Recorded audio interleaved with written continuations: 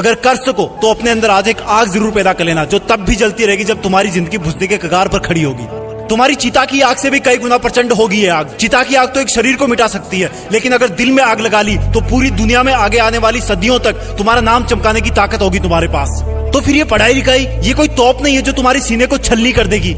याद नहीं रहता, तुम्हें लगता है ये सामने रखी 10 किताबें तुम्हारी दुश्मन है। अगर नसीब से तुम्हारे पिताजी फौजी हैं तो पूछना कि जब सामने 10 दुश्मन हो तो उनका मुकाबला कैसे किया जाता है। अंतिम सांस तक लड़ करके, अपनी माँ का कर्जा खून से चुका करके, क्या तुम अपने माँ बाप के लिए उनको हर टाइम पढ़ते रहने का झूठा दिलासा देना बंद कर सकते हो?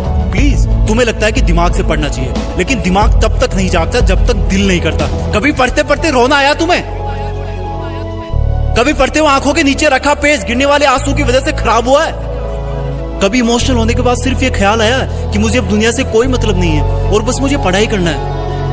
अगर दुनिया में सबसे मुश्किल और रिस्की काम है तो वो है अपने बच्चों की अच्छी लाइफ के सपनों के लिए खुद के सपने छोड़ देना, क्योंकि पेरेंट्स को नहीं पता होता है कि उनके बच्चे उतनी मेहनत नहीं कर रहे होते जितना उनको लगता है।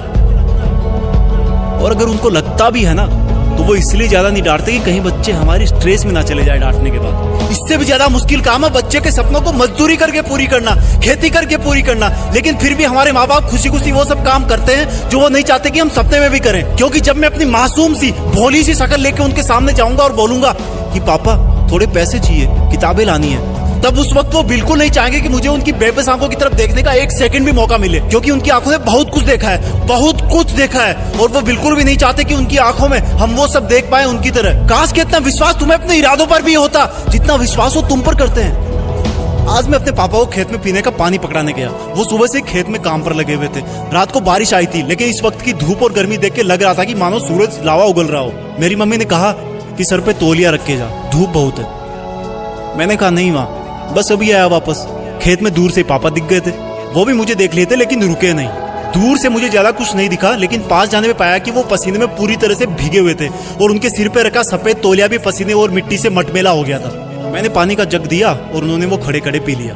जब मैं वापस लौटने के लिए पीछे मुड़ा तो मुझे अपने कंधे पर कुछ रखे जाने का एहसास हुआ और वो बोले, लगता है तुम्हारी माँ ने आते देखा नहीं तुम्हें, मेरा ये तौलिया सर पे डाल लो, बेटा धूप बहुत है आज।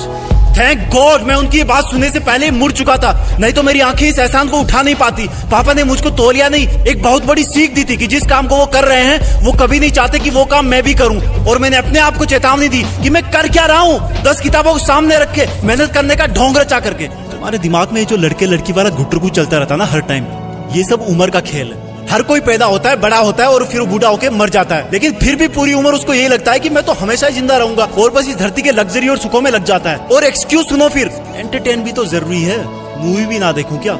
अबे गधे, अपने सामने के रियल लाइफ कैरेक्टर्स को तो तू देख नहीं पा रहा जो तेरी खुशी के लिए दिन रात मेहनत करते हैं, एक सेकंड भी नहीं रुकते। तेरे माँ बाप की बात कर रहा हूँ और तुझे मूवी देख के मोटिवेशन मिलता है? असली मोटिवेशन ना बेटा खुद की तकलीफ और दर्द से आता है, खुद के आंसुओं से आता है। जब दिल में एक जलन होती है, बहुत बड़ा पागलपन होता है, एक जिद होती है कि साला मरते दम तक भी मेहनत करना नहीं छोड़ूंगा।